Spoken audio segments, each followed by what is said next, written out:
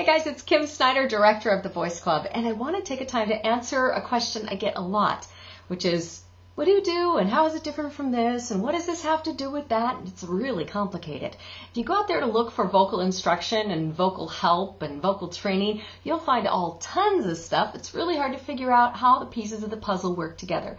So I'm going to decipher for you on a real simple white girl chart for you today, kind of the basic schools of thought and where they come from. The most basic, if we look at the holy grail of what most people are trying to get to, we would start with Bel Canto. If you've heard of this word before, it means beautiful singing in Italian, and really where it comes from is in the 1800s. There were a bunch of monks that sung up in this monk village, and they had beautiful voices, and they had low notes, and they had high notes, and they had a lot of ease. They could sing all over the place, and no apparent strain. And the other thing that was different is that they didn't just have the little boys singing the high notes. The full-grown guys sang high notes as well as all the low notes. And so it was like, oh, how do they do that? Well, many, many years later, a school of thought, and I'm going to call it theoretical, we're going to put theoretical over here, came along, which has now become what is known as the classical movement. Now, I'm not dissing classical vocal instruction. Matter of fact, my own mother is a classical vocal instructor, and she'd get on me if I was going to be all dissing that. So I got to know I totally respect classical music and classical instruction. And matter of fact, a lot of the best things, and I think the best things that come out of it, came from their passion on the early years of trying to figure out how they sang like that in Bel Canto. Now, what they did is try to go back and say, theoretically, how can we make the sound that those guys made?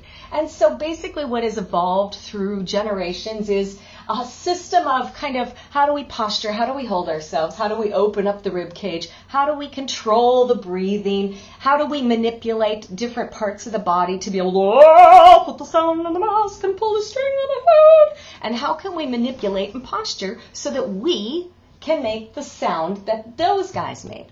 Well, there's a lot of good things and bad things that go into classical, and it can differ greatly between instructors. So I'm not making a blanket statement. But pretty much what happens over the years of people studying classical is that you get inconsistent results. Some people say, oh, it's wonderful, and some people say, oh, it's horrible. And there is some vocal damage that comes from people studying classical. In fact, you might not know that the Metropolitan Opera tenors, as a career field, have more vocal surgery than rock singers do that really sing heavy rock. You'd be like, no, it's true. They do. So it does create some vocal damage when taken to the extreme and done for a long time at a high level. It's not my opinion. I'm just going by medical statistics here. And it's suited for a limited styles. Like, for instance, a classical sound is good for Broadway, and it's good for, obviously, classical music, right? But if you go into rock and you've been singing classical, it can be like, how can I make this sound and do that? And then you got a whole nother issue, don't you? Okay, so there's a different approach to the Bel Canto method, and that would be anatomical. The anatomical approach says not how can we make that sound, but it says how does the voice make that sound? Not how can we generate that, but how is that already generating that? How can we study that? Well, the thing is, honestly, when classical music started, and until the anatomical approach started, there really wasn't the scientific advantage of looking and medically really seeing what happened in the body and in the voice. So they didn't really have the access to that kind of information. But then along came a guy in the 1940s who happened to be singing the classical method, and he was singing on Broadway. His name was Seth Riggs. That might sound familiar to you. And he started a movement that is called SLS, or speech level singing. Now, the idea behind speech level singing was, how can we remove posturing and manipulation and trying to control things, and instead put our voice in a natural position to just do what these guys were already doing. Now, Seth came to that because he was having issues singing classical music on Broadway, and people were wearing out and not being able to finish their 8 shows and their 8 weeks of all the contracts that they had and stuff. So he went to study this with surgeons. He studied with surgeons about what the voice does, and he was really fascinated by it, and he developed a system really just for his Broadway buddies on how can we get through more successfully, and then more people wanted to know about it. It kind of grew out of that. Now, the SLS speech level singing kind of approach has been proven to remove problems in the voice. It does avoid vocal damage, and it applies to any style. That means you could sing Broadway, you could sing pop, you can sing rock, you can sing folk, and the things that apply to the voice apply to those styles as well. Here's an interesting side note. Did you know that, let's say you were certified and you trained as a speech level singing instructor and you knew a ton of stuff, and then you left and you weren't with that organization anymore. Did you know that you could never tell anyone that that's where you came from? Because if you do, there's kind of some legal issues, right? So I'm just putting it out there. There are probably a lot of people that come from that school that you would never know come from that school. So I'm going to tell you what the Voice Club does and how it's different from all of these. So we're going to take theoretical. We're going to put it over here just to make a little bit more room. We'll put classical over there. It's going to be on Broadway, right there. Anatomical, we'll put anatomical right there. I've already talked about that. Now, if we take the end, let's say this goes into that, and this comes up to here. All right. Then we have the Voice Club. What does the Voice Club do? Well, the Voice Club takes a proven system that was reserved for professional singers and high-level instructors and takes it to a whole nother level. Now, where did this come from? Well, a long time ago, I used to teach something else. And I was certified, and I became certified because I really wanted to know more for my own voice. I was a full-time professional singer, voice talent. I was gigging, I was in the studio, and I was having issues with my voice. And I had studied, honestly, rock belting, Broadway belting. I had studied classical. I studied everything out there and was having issues. So I knew that I needed something better. And I actually was teaching voice talent at the time, and I thought, there's got to be something to looking at the voice anatomically. I think that's where the key lies. So I found great training, and I said, forget this. I'm going to train as an instructor because I want to know more fast. I don't have 6 months to figure this out and try to understand it. I got till Friday. So let's get a move on.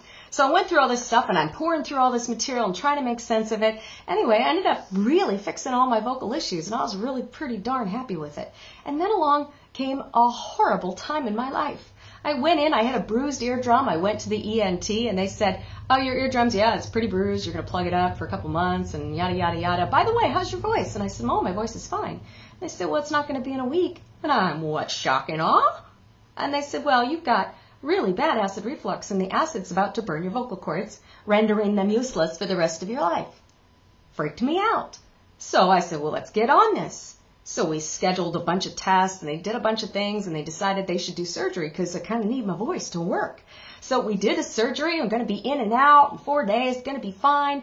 Didn't go so well. I ended up getting septic. I almost died, and I had 2 years of recovery and about 7 other surgeries, during which one of the surgeries, they damaged my right vocal cord with an intubation tube, and it completely prolapsed. It just gave out, right? So 2 years, almost the entire time, I either physically could not make a sound with my voice, or I was put on absolute vocal rest. That means you don't even go, nothing, because they didn't know if I was going to be able to close my vocal cords again. And it was very, very frustrating. Of course, I thought I'm never going to work again. I'm never going to talk again. I'm never going to be able to sing. I'm not going to do all these things. And I was going around the country to different specialists. And one of the specialists I was working with, and of course I knew a lot about the anatomical study of the voice, and I was working with a specialist that came out of Harvard, and really well-respected guy. And he said, and I'm writing on a dry erase board, and I'm telling him what I teach and what my vocal background is and all of these things. And at that point, I was teaching a system I had created for myself as a singer to try to boil down all of the things that ever worked for me and make it really, really easily digestible. And so I told him I'd do this because of this, and I was going through the whole thing. And he said, if there's any hope of you recovering your voice, you've got to do it. Not what I wanted to hear. He said, you have the ability to retrain your voice. He said, do I think you'll ever get it back to the point where you can sing at the level you were before? No, I don't. Do I think you'll ever get it back to the point where you're going to be able to work professionally again? I probably don't. But I think you can get your voice back if you train your voice the way that with the system that you showed me. I think you can do it. And I was really frustrated, and then I was angry for a while. But then I thought, dagnabbit, I want to talk. So I started working. It was hard. It was an uphill climb. But before long, I could make sound again. And then I kept looking at my system, and I thought, well, if this is true, and now I feel this in my voice, then if this, then why not this, and why not that? And I started making it into a really concise treatment program for myself. Well, not only obviously did I get my voice back, and I'm talking as fast as I ever talked before, maybe a little faster now. I got more time to make up for. But I also gained an extra half octave. And the other thing that happened is in that time, I was teaching a couple people and just kind of as a favor, and they wouldn't go away, and I sent them to other teachers. I'm like, go, go, go. And they're like, no, teach me what you're doing. Teach me what you're doing. And so I thought, what I'm going to do is I'm going to take this system that I've created, and I'm going to use it to prepare my students so that I can send them away, because I want them to be really educated about why their voice is doing what they're doing and what they should avoid and what they should look out for, all of those things. So I taught them with what is now the Sing Better Faster system, the Voice Club method. I taught that to them so I could get rid of them, but they didn't go. And more people just kept coming and coming. And my voice prepared, and I thought, I guess I'm just going to have to teach people about this. That honestly is where the Voice Club method came from. And the results have been crazy great. Everybody else has had the same results I've had, so I just keep doing it and been doing it for quite a while now. See, proven results, prevents and reverses vocal damage, not only in my own voice, but other singers I've worked with nodes and nodules. There's a lot of that stuff you can fix, and all of it you can prevent with the right approach to the notes. And it applies to all styles, all ages, does not matter. That is the Sing Better method. That is the Voice Club method. If you'd like to find out more about it, give me an email or stop by thevoiceclub.com and check it out.